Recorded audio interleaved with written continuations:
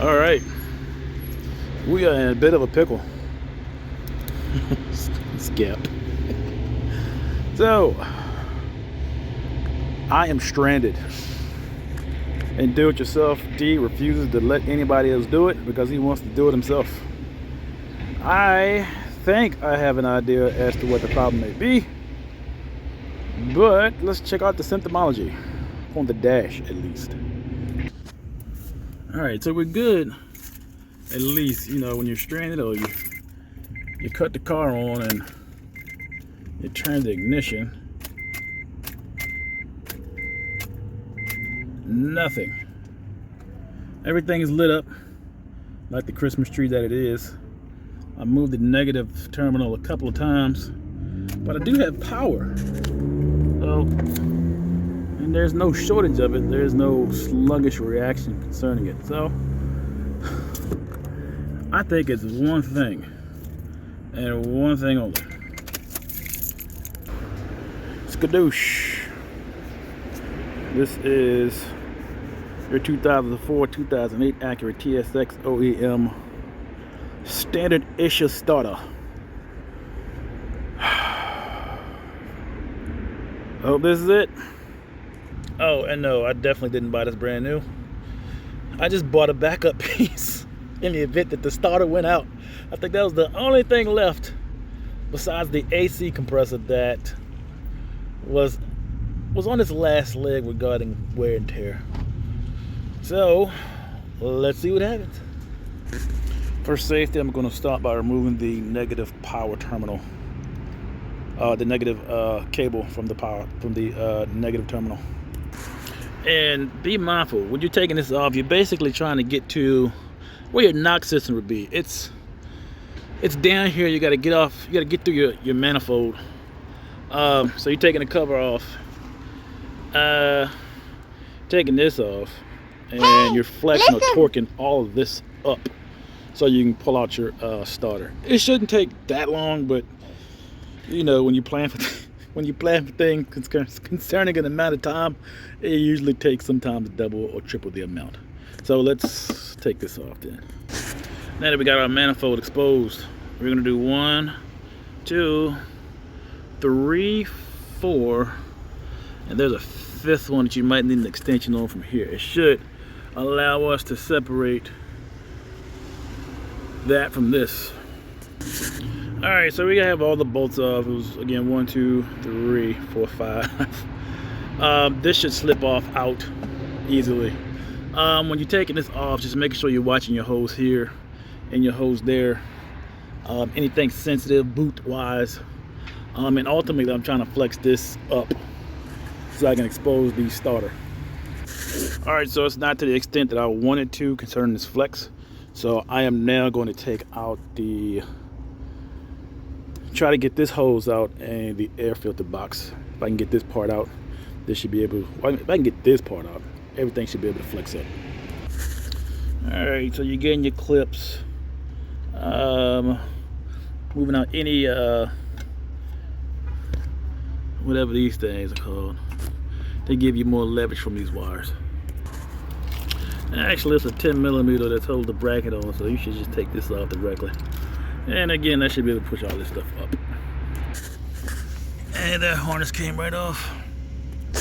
And there's one more harness where your oxygen sensor is. This thing is very small. No problem that the ratcheting wrench can't handle. All right, so we're good on this one.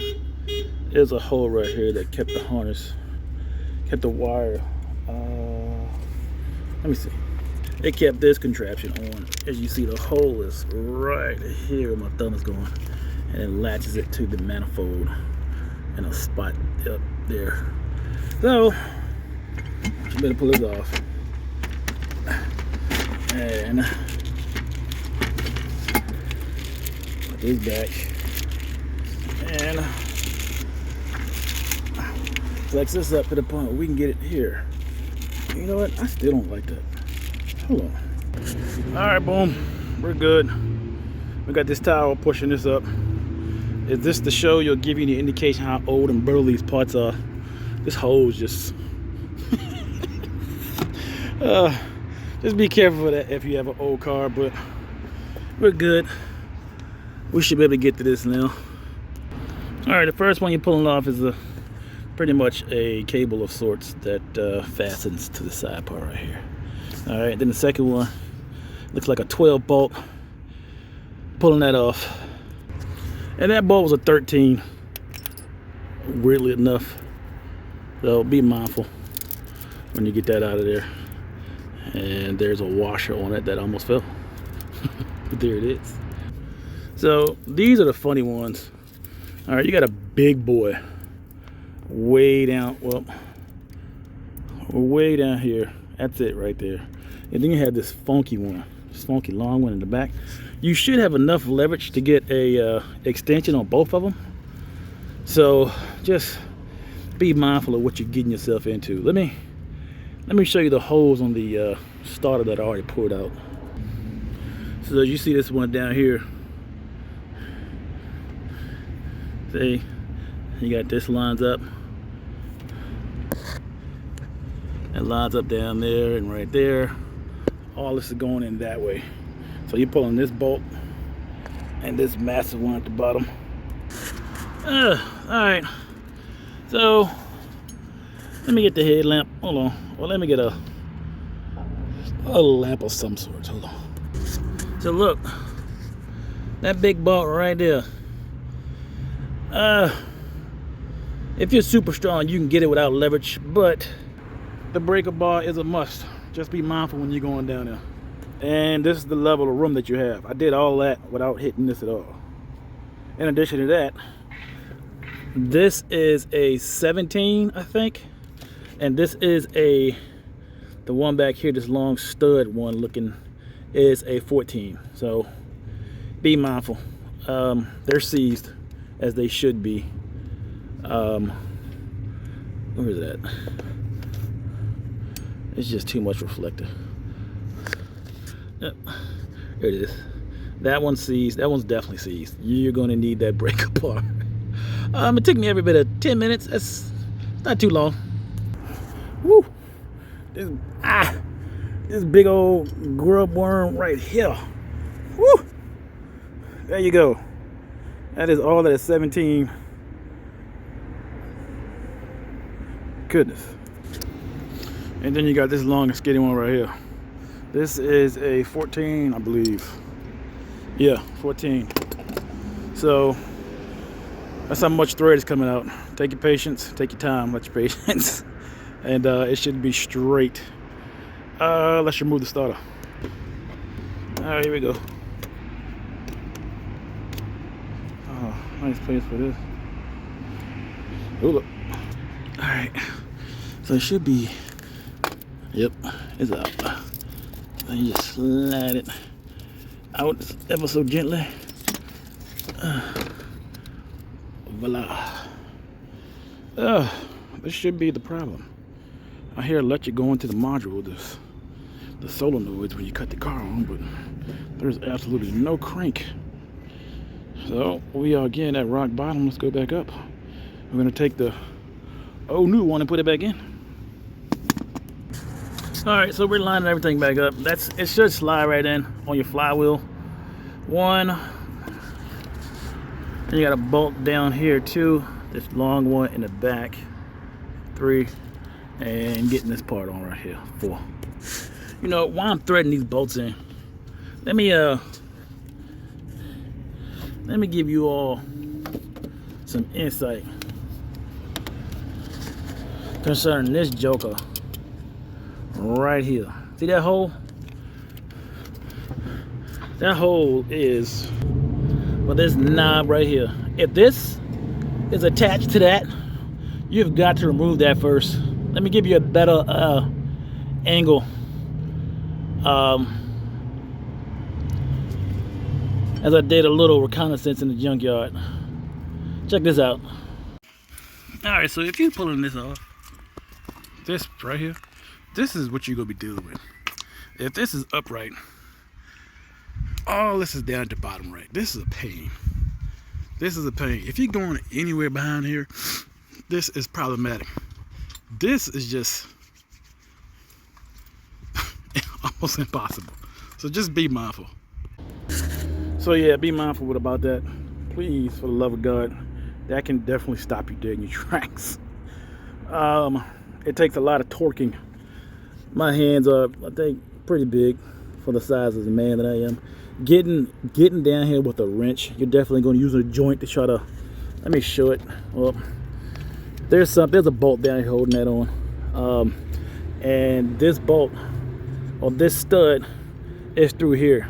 So to get all that down here and to try to pull it off going down is almost impossible, which is why I left it off. Proceed with caution here and there. We straight for the 9/8 down here. That's in. So we're gonna put this bad boy, this washer back on. This washer back on here. Snug this in and plug this up. Then we're going back uphill. All right, so that's in.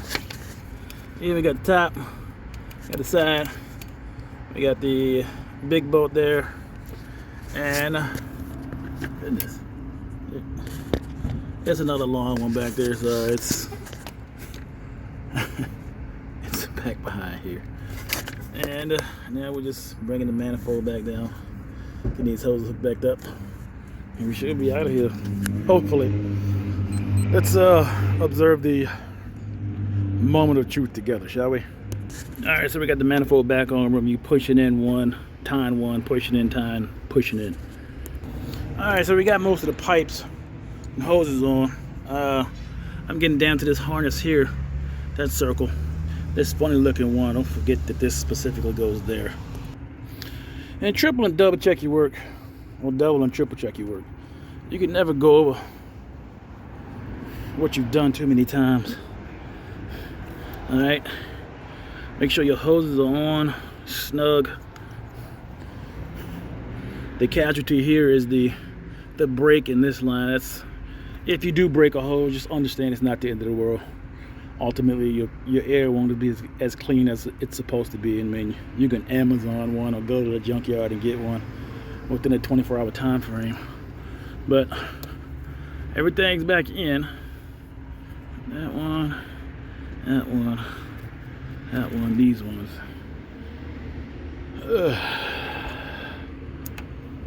Let's make sure this is secured. Everything fired up. All right. Moment of truth. It's either dead on or miss.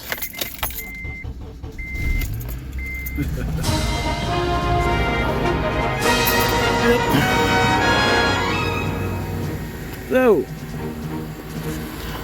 you can like, you can subscribe. Any questions or concerns, leave them in the comment section.